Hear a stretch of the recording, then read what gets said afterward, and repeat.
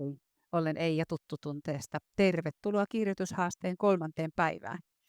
Työpöydän ääressä jälleen aikaisin aamulla. Tämä haaste tuli myös viime yön uniin ja herätessäni paljon tavallista aikaisemmin. Ensimmäinen ajatus oli 27 päivää jäljellä. Rentouttavaako? No ei juuri tällä hetkellä. Mitä itse sanon muille? Kaikki tekeminen ei aina ole hauskaa. Silti se prosessi ja lopputulos on sen arvoinen. Ja niitä hauskojakin hetkiä tulee. Nyt tämän saman asian sain muistutella itselleen. Tämän päivän tehtävässä kerrotaan, että tarinan tavoite on romaanin keskeinen ajatus. Miksi nämä hahmot on koottu ja mihin he pyrkivät?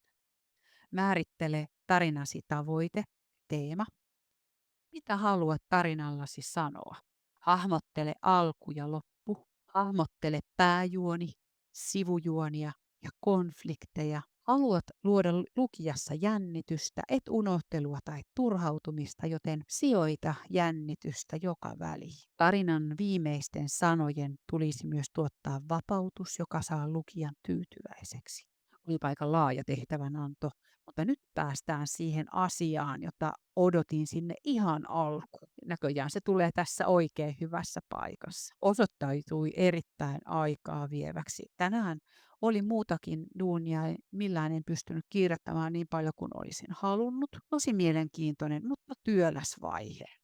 Että tavallaan on pohjaton suo, siis siinä mielessä, että ainakin minulla tulee juonikuviot elämään tarinan edetessä. Ja niin on tarkoituskin, että juonisuunnitelma on joustava ja muuttuu. Ainakin omalla kohdalla se taatusti vielä muuttuu. Kuulemma kirjailijoita tai kirjoittajia on kahdenlaisia.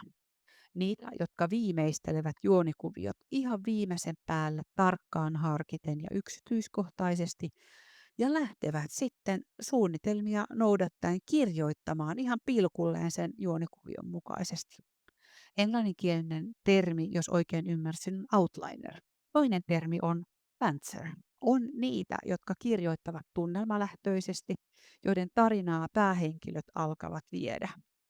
Osa heistä käyttää väljää juonisuunnitelmaa ohjenuorana, osa sitten kirjoittaa suunnittelematta, ainakin se mikä itseäni kuvaa, että kyllä itsessäni tunnistan sen tunnelmalähtöisyyden tarpeen, eli kuvista haen ensin tunnelman ja sen perusteella kirjoitan. Mutta koska olen ihan aloittelija, kirjoittaja, mä tarvitsen tarinalle kaavan ja juonisuunnitelmat. Tarinan kaavoja, kun etsin ennen tämän haasteen alkua, niin niitä nimettiin 7. Toki niitä voi olla enemmänkin, en sitä tiedä. Mutta nämä 7 löydät lueteltuna videon kuvauksesta niiden englanninkielisillä nimillä. Englanniksi siksi, että sitä kautta tietoa löytyy paljon enemmän kuin suomenkielisellä haulla ja sivustolla voit aina käyttää myös esimerkiksi Googlen automaattista käännöstä tai kopioida tekstin kääntäjää ja katsoa, mitä se on suomeksi. Tarinan kaavaa en saanut tänään loppuun asti valittua. En oikein ymmärrä, mikä niistä kannattaisi ottaa. Tosin tarinani on varmasti sen verran köykäinen, että päätyn johonkin simppeliin malliin. 2 asiaa on kuitenkin päätetty, teema ja aihe. Toisaalta idean tarvitsee olla riittävän iso, että se kestää käsittelyä, että siitä on aineesta 50 000 sanan verran. En ole koskaan kirjoittanut mitään tuon tyyppistä tai noin, joten voihan olla, että lopputuloksena on vain iltasatu. Tuo genrekin hieman ennustettava ja siinä mielessä helppo, sillä alussa vihataan ja lopussa rakastetaan. Tuo on se silti ihan järkyttävän suuri projekti.